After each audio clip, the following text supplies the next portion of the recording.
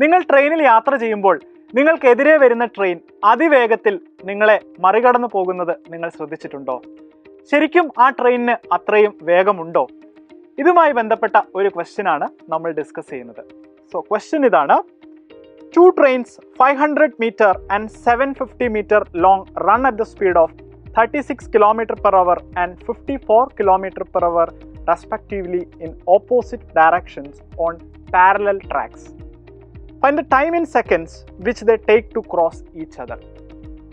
അതായത് 500 metre നീളമുള്ളതും 750 metre നീളമുള്ളതുമായ 2 തീവണ്ടികളുണ്ട്. അവർ opposite ഡയറക്ഷനിലാണ് വന്നുകൊണ്ടിരിക്കുന്നത്. Parallel ആയിട്ടുള്ള ട്രാക്കിൽ കൂടിയാണ് അവർ സഞ്ചരിക്കുന്നത്. അതിൽ ഒന്നാമത്തെ ട്രെയിനിന്റെ വേഗത എന്ന് പറയുന്നത് 54 km/h ആണ്. രണ്ടാമത്തെ ട്രെയിനിന്റെ വേഗത 36 km/h ആണ്. അങ്ങനെയെങ്കിൽ ആ ട്രെയിനുകൾ പരസ്പരം മറികടക്കാൻ എത്ര സമയം എടുക്കും എന്നുള്ളതാണ് ക്വസ്റ്റ്യൻ. സോ ഇത് എങ്ങനെയാണ് സോൾവ് ചെയ്യുന്നത് എന്ന് നമുക്ക് നോക്കാം. ഇവിടെയും നമ്മൾ ഉപയോഗിക്കേണ്ടത് speed equal to distance divided by time എന്ന ബേസിക് ഫോർമുലയാണ്. ഇവിടെ നമുക്ക് കാണേണ്ടത് എന്താണ്? സമയമാണ് അല്ലേ? So time equal to distance divided by speed എന്ന് നമുക്ക് മനസ്സിലായി. സോ എന്താണ് ഇവിടുത്തെ ഡിസ്റ്റൻസ് എന്നുള്ളതാണ് ഫസ്റ്റ് ക്വസ്റ്റ്യൻ. ഇവിടെ ഡിസ്റ്റൻസ് എന്ന് പറയുന്നത് 2 ട്രെയിനുകളുടെയും നീളങ്ങളുടെ സമ്മാണ്. അതായത് 500 + 750 1250 മീറ്റർ ആണ് ഇവിടെ ടോട്ടൽ ഡിസ്റ്റൻസ് ആയിട്ട് വരുന്നത്. ഇനി അടുത്തതായിട്ട് ഫൈൻഡ് ചെയ്യേണ്ടത് സ്പീഡാണ്.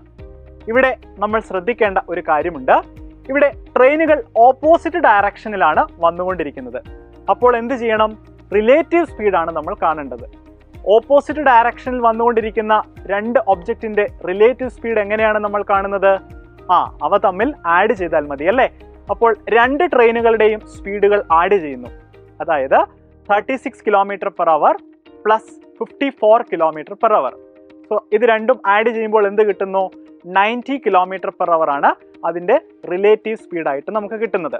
ഉദാഹരണമായി നമ്മൾ സഞ്ചരിച്ചിരുന്നത് 36 km/h വേഗതയിൽ പോകുന്ന ട്രെയിനിൽ ആയിരുന്നു എങ്കിൽ അതിൻ്റെ എതിരെ വരുന്ന ട്രെയിൻ, അതായത് 54 km/h സഞ്ചരിച്ചിരുന്ന ട്രെയിൻ, അതിൻ്റെ വേഗത നമുക്ക് ഫീൽ ചെയ്യുന്നത് 90 km/h ആയിട്ടാണ്. അതാണ് നമുക്ക് വളരെ അതിവേഗത്തിൽ ആ ട്രെയിൻ നമ്മളെ പാസ് ചെയ്ത് പോകുന്നതായിട്ട് ഫീൽ ചെയ്യാനുള്ള കാരണം. സോ 90 km/h നമുക്ക് മീറ്റർ/സെക്കൻഡിലേക്ക് കൺവേർട്ട് ചെയ്യാം അല്ലേ? 90 × 5/18 ചെയ്യുമ്പോൾ 25 m/s ആണ് ഇതിൻ്റെ റിലേറ്റീവ് സ്പീഡായിട്ട് വരുന്നത്. സോ നമുക്ക് എന്താണ് കാണേണ്ടത്? ടൈം അല്ലേ?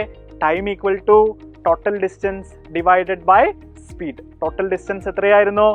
1250 ഡിവൈഡഡ് ബൈ സ്പീഡ് എത്രയാണ്? 25 അല്ലേ? സോ 1250 ഡിവൈഡഡ് ബൈ 25 നമുക്ക് ചെയ്യുമ്പോൾ 50 seconds എന്ന ആൻസർ കിട്ടുന്നു. 50 seconds is the correct answer.